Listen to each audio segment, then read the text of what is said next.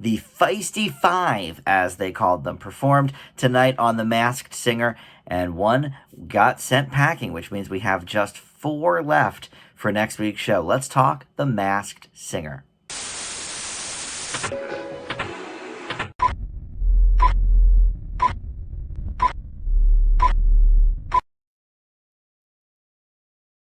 Hey guys, Dan here. This is Dan Reviews It and my Masked Singer recap and reaction for the latest episode. We're in the quarterfinals now. They're calling it the Feisty Five. And so we had the Russian dolls, Black Swan, Piglet, Yeti, and Chameleon all performing tonight. And I don't actually know who has gone home yet.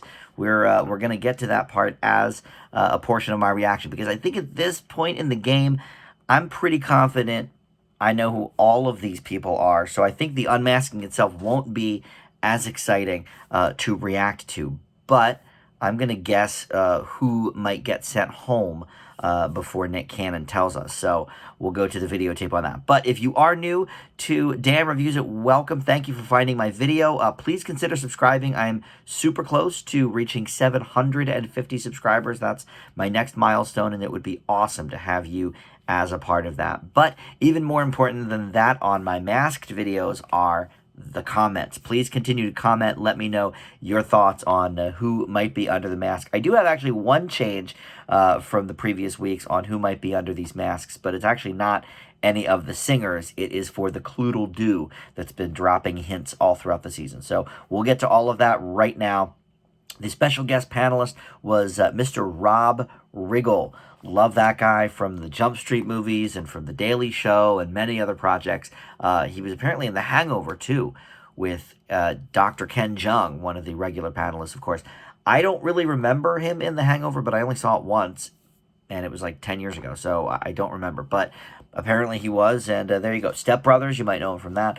But anyway, so tonight, the clue packages weren't all that revealing. It was mostly about their time on the show and how they feel about it, and just sort of little hints about their, how they watched The Masked Singer before they were on it and whatever.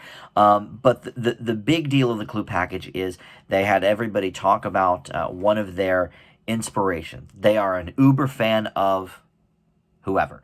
And so we got that.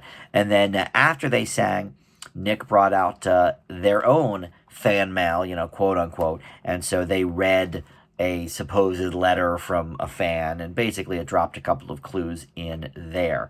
But those were really the only clues we got. We didn't get a whole lot of new clues from the packages themselves, except for the person that they were talking about as, somebody they really looked up to. All right, so the Russian dolls were first. Now, they did something a little interesting with their clue package, not just talking about their experience singing on the show, but they took us actually inside the mask, and we saw out through their eye holes and saw what they saw. And it's really not much at all. It makes sense that the Russian dolls don't do a lot of like dancing and stuff. Their costume is very, very like limited vision. So that was interesting to see. But they said that their inspiration is Weird Al, and they said he's given us a lot of direction. I don't know if they used the word literally, but I think maybe they did. So obviously, Weird Al has directed them in something. They sang I'm Still Standing, Elton John. What a freaking song. Love that tune. And their fan mail said, I've been a fan of you individually, but loved seeing you band together. I love you to the moon and back. Rob Riggle, look, he's new to the panel, so he guessed Devo. He's obviously not seen them perform before. Devo's okay, but they don't have the harmonies like these guys. Savage Garden was thought of by Ken because of the moon and back comment. But as the rest of the panel pointed out, there's only 2 people in Savage Garden, so forget that. So then he switched it to Bare Naked Ladies. And then good old Nicole, she has been on Hanson now for the last few weeks. And I've been saying it since the very first time they sang. It's 100% Hanson. It's Hanson. It's Hanson. What can I say? But I will clue you in on some of these things. Now, Nicole did point out the whole to the moon and back thing.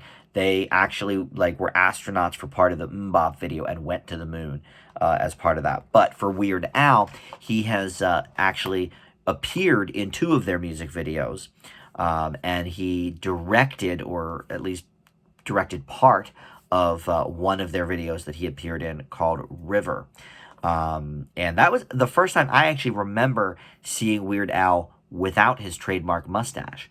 Did he not have a mustache before that? And it was the hair. It was the first time I saw him maybe without the crazy hair. But anyway, it was like 1998 maybe, or 99. And as you know, if you watch my Masked Singer videos regularly, I'm a huge Hanson fan. So I was following along with all of that. So as soon as they said Weird Al, I'm like, well, I know the connection for that. 100% Hanson. Black Swan was next. She said she's had disappointment in her career, but this show has allowed her to put herself into her songs that she's chosen. And the super fan, well, she is a super fan of Cher. Oh, who isn't? I saw her in concert a couple of times. So wonderful. And she said something about singing one of Cher's songs when she was young. The song she did tonight was Thinking Out Loud by the great Ed Sheeran. And for her fan mail, it said, when you were on Oprah, loved seeing you there. And it's great that you finally got the recognition you deserve. So the guesses from the panel, Ken sticking with his guess of Dua Lipa, and then Normani from the old Fifth Harmony group came out of Robin's mouth. I think those are both fine guesses. I think Black Swan might be the one I'm most shaky on, because I could possibly still be wrong on this one, but I think for weeks now, I've been saying JoJo. You guys had sort of led me in that direction right from that first week she sang. I couldn't place the voice at all.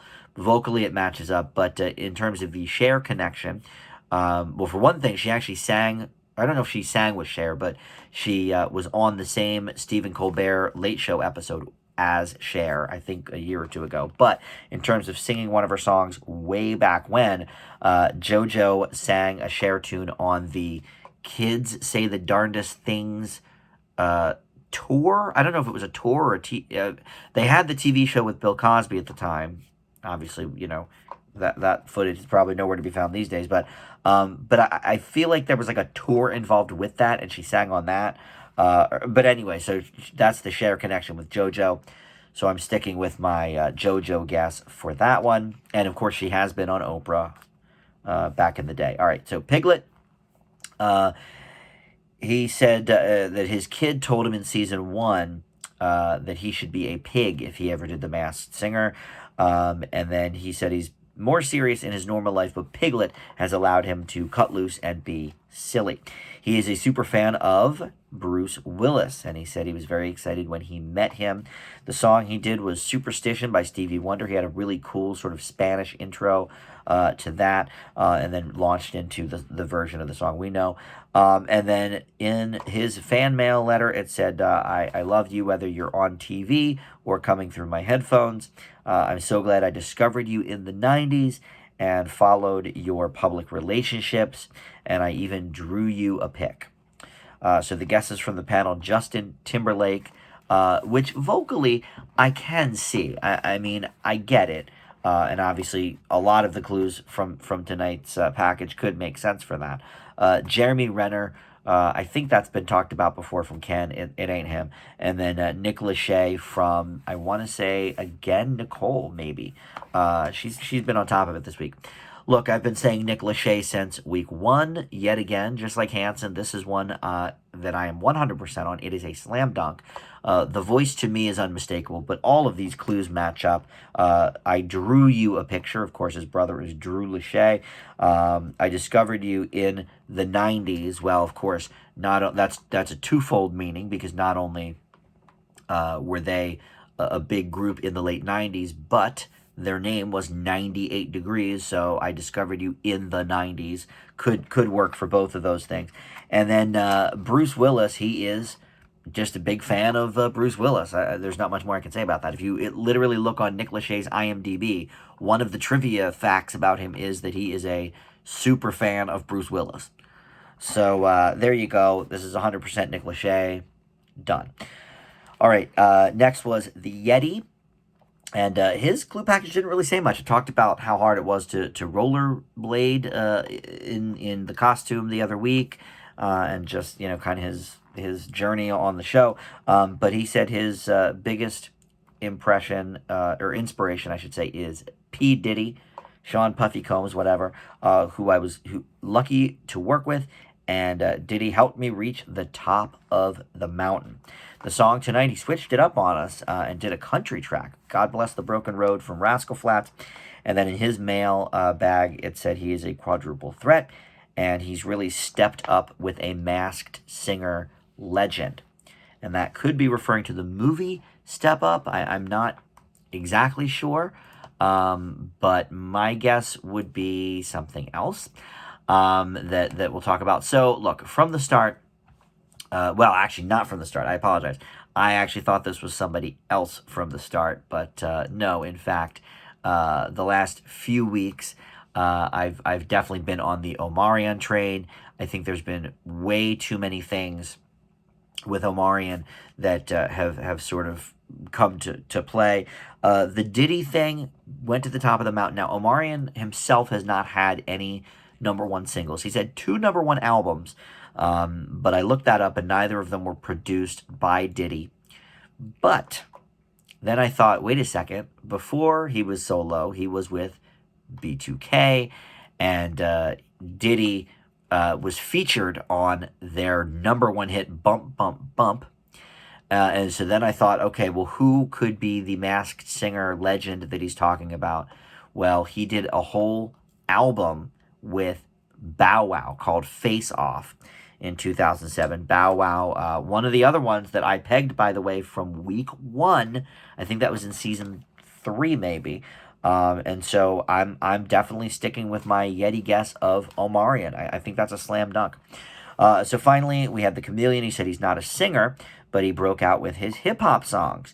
And he also has a theater background. His personal hero was Jackie Chan. He said he's always bringing that rumble to the stage, just like me. Jackie Chan, of course, had the Rumble in the Bronx. I'm not quite sure what the association here is, but song he sang was Drop It Like It's Hot by Snoop. And then in the mailbag, he said, or it said, any friend of Martha Stewart's is a friend of mine. And I even saw you perform at Madison Square Garden. So the easiest guess from the panel was Snoop Dogg himself. But Robin pointed out, if Snoop Dogg was up here doing Drop It Like It's Hot, it would sound like Snoop Dogg doing Drop It Like It's Hot. And this clearly did not. I think the Martha Stewart thing is to throw people off a bit, to think it is Snoop Dogg. I have something for that, though. Blake Griffin was talked about by Rob Riggle, and then Young Thug from Kent. So the Martha Stewart thing, Wiz Khalifa, who we've been saying the Chameleon is for weeks now, and I'm sticking with that guess, by the way. It is Wiz Khalifa, I think. He was on the Martha Stewart and Snoop show, and they were teaching him how to cook. So they're, by sort of virtue of being on the show with Snoop and Martha Stewart, he's a quote-unquote friend of Martha Stewart's. So I'm sticking with Wiz Khalifa on that one. I think all the clues we've had in the last few weeks for all of these people really, really have been matching up. So the question is, which one of them is going home? And like I said, I still don't know. So my guess for the final 3, which will be in a couple of weeks, have been the Russian Dolls, the Piglet, or I'm sorry, Russian Dolls and Black Swan for sure, and then I'm not sure about the third. My best guess is Piglet, but it could be Yeti. I mean, it could be any of them. I think they're all real good. Of these 5, though, you know what? In fact, hang on. Before we even get to that, let's talk about Cluedle-Doo for a second, because I do have a change in my Cluedle-Doo guess. I've been saying that it's Will Arnett or Joel McHale, leaning much more towards Will Arnett the last several weeks. But one of you pointed out to me in the comments, and I apologize for not writing down who it was, that the producer of the show had let on that the Cluedle-Doo is somebody who has not so far appeared on The Masked Singer. Both Joel McHale and Will Arnett have been on the panel, so obviously it can't be either of them. And one other clue that we got is that the Cluedle-Doo has a very special connection to the Gremlin character on The Masked Singer, which was Mickey Rourke. This person starred in a movie with Mickey Rourke ages ago, but he does have a close association with the panel. And I believe this is Donnie Wahlberg. He's on Blue Bloods currently, and of course was on New Kids on the Block, so he has, singing roots there. They've guessed many New Kids on the Block over the years, and he is married to good old Jenny McCarthy. So Donnie Wahlberg seems like a very good guess for Cluedle-Doo, especially with the Mickey Rourke connection there. So I am going to say Donnie Wahlberg is the Cluedle-Doo. We're going to find out next week, apparently, who is under that mask. So I wanted to throw that out there, so my last thing on record wasn't that it was Will Arnett. I do think it's Donnie Wahlberg. Okay, so let's go to the tape. I think the singer kicked off this week. I would like it to be the Chameleon, because I think he's the least versatile of the remaining five. But the audience seems to love him. The panel seems to love him. But I maybe Piglet. But I think I would be shocked if it was Black Swan or Yeti. Yeti has been real impressive lately. So I'm going to say Chameleon. Let's see what they say here. Let's see. I hope it's Nobody I Love. Come on. All the time wasting on this show. No! No! Okay, hold on. Now we gotta pause here. Okay, I'll write down their final guesses here in a second. We gotta talk about this. I mean, now look, maybe this is me as a huge Hanson fan. I was pretty certain that they were going to at least make it to the top three. I didn't know if they were going to win or not. This is very upsetting. We've had a couple of upsetting weeks. Last week was Tyrese, which the clues were not leading us in that direction at all. I really was hoping for I would have worn my Hanson shirt again if I knew this was their last week on the show. So let's take a look at the panel guesses for who is under the mask. The first impression guess from Nicole was the whole cast of Glee, which, of course, some of them have passed away, so that's impossible, but the whole living cast of Glee. Because at the time, when they first came out, I wasn't even positive it was Hanson back that first week. I thought it probably was, but it seemed like there were only two of them at that time, and I think maybe that first week there were only two of them singing. But anyway, she's been on this Hanson kick for a couple of weeks now. She went with Hanson for the final guess. Robin thought it might be Fergie and Will.i.am from Black Eyed Peas, but he was sticking with his country clues that he's been on since the beginning of the Russian Dolls. He says Sugarland.